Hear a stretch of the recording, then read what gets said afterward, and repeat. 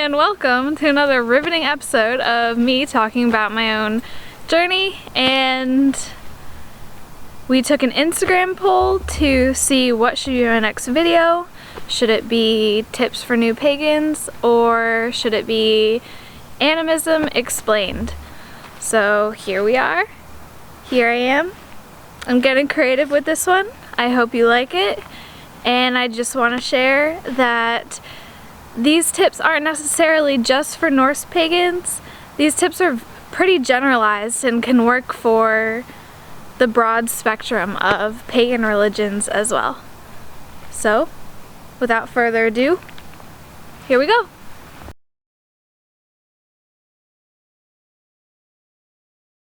Nature worship is something that all, if not most, pagan faiths have in common. For Norse pagans specifically, there's so much magic to be found by just going outdoors. You could find a large rock standing by itself in the middle of a clearing, and maybe that was a dwarf at one point who stayed outside during the day and he got turned to stone.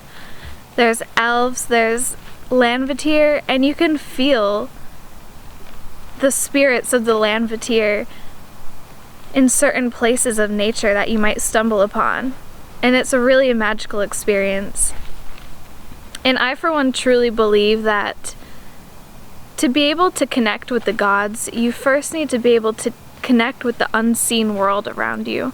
For those disabled pagans or pagans who can't get outside for some reason, if you're able to position yourself by a window, you can still look out and connect to the gods and the nature right outside your home.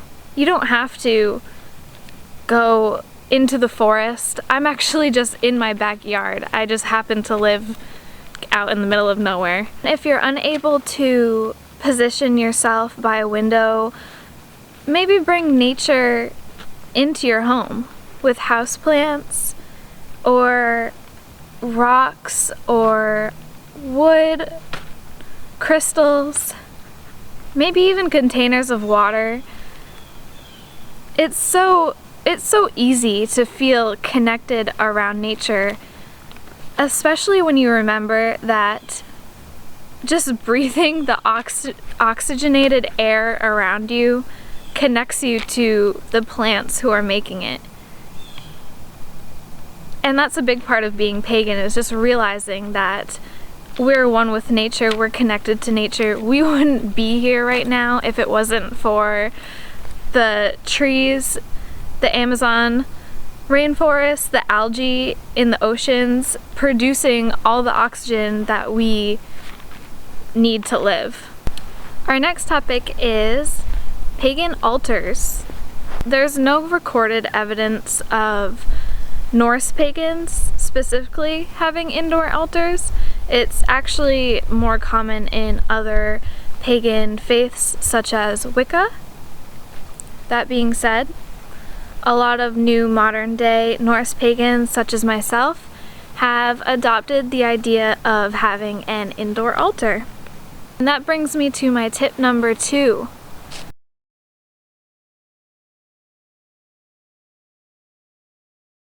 Don't go crazy buying things for your indoor altar. I think this is a pretty common thing that beginner pagans and even myself do. They think they need all these ritual items, god and goddess statues for their altar, things like that. But you find out along the journey that you don't need to buy all that stuff, because a majority of the things on your altar you'll find traveling maybe outside in nature, or even from another pagan that you meet who is a craftsman who makes the statues of the gods and goddesses, and you want to support his small business. Another thing is that when you meet other pagans, they gift you things, and that's pretty common. People like to gift stones or other natural items usually that they have found out in nature that reminds them of you, or maybe even just things that they've made for you specifically. You'll get these gifts that are meaningful and precious to you to place on your altar, and that is so special and a lot more meaningful than just buying a statue off Amazon or something like that. I just want to note that something more common with Norse pagans is outdoor altars. And if you follow me on Instagram, you know that I have both an indoor altar and an outdoor altar. ¿Por qué no los dos? You may even choose, as some do, to not even have an altar at all. You may choose to give your offerings or sacrifices in a body of water that stands out to you, or at the base of a tree that holds meaning for you and just stands out to you in an incredible way.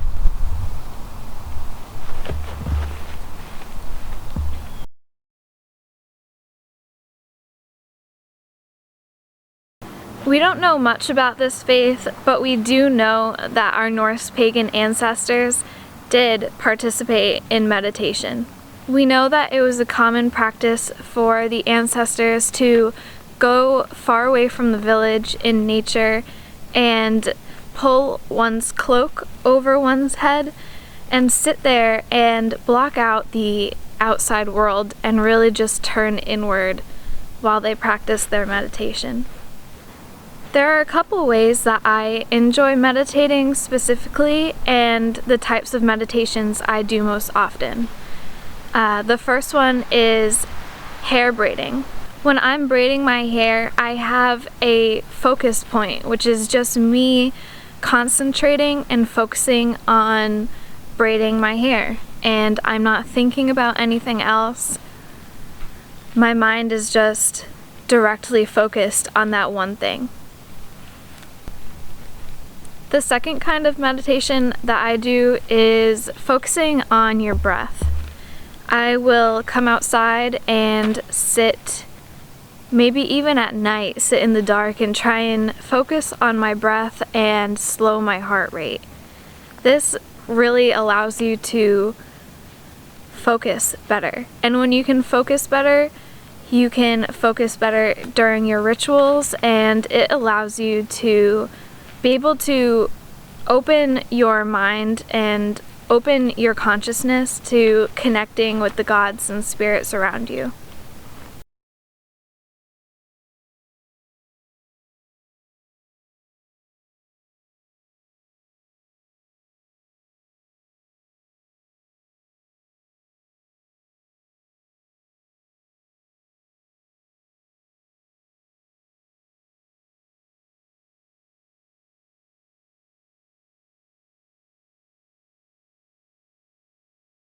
There's so many questions without answers when it comes to this faith.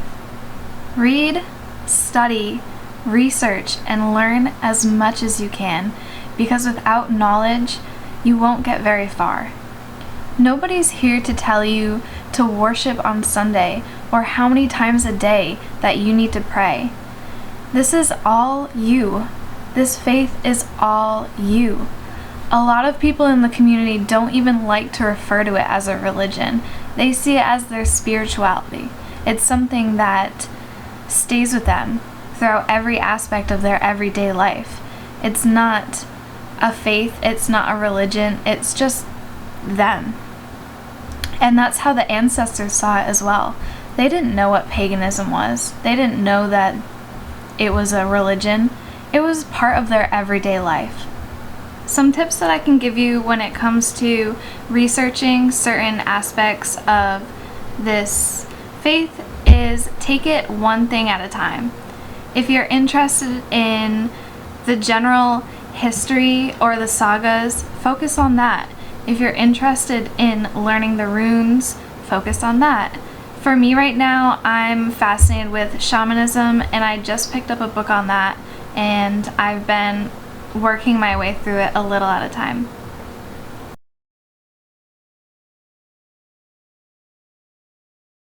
Allow your everyday items to have a need, have a meaning, and to bring you joy. I saved this tip for last because it's not a lifestyle meant for everyone. Only obtaining items that you need or that bring you joy gives you a better appreciation for the things that you do have. And it often means you end up owning less things. With less material items comes more time for you to spend on learning or hobbies, or even spending time with your family and loved ones. Having more headspace allows you to focus better on your meditation practices and even connecting to the gods. Having less and appreciating what we do have connects us to our ancestors, as it's only recent that materialism and consumerism has taken over our daily lives. The items that our ancestors owned, they really appreciated and worked hard for, and even sometimes made themselves. You'd be surprised by how much happiness and meaning can be brought into your life by owning less and appreciating what you do have. Well, that is all I have. So I hope you appreciated this video on 5 tips for new pagans, and I'll see you next week. Bye!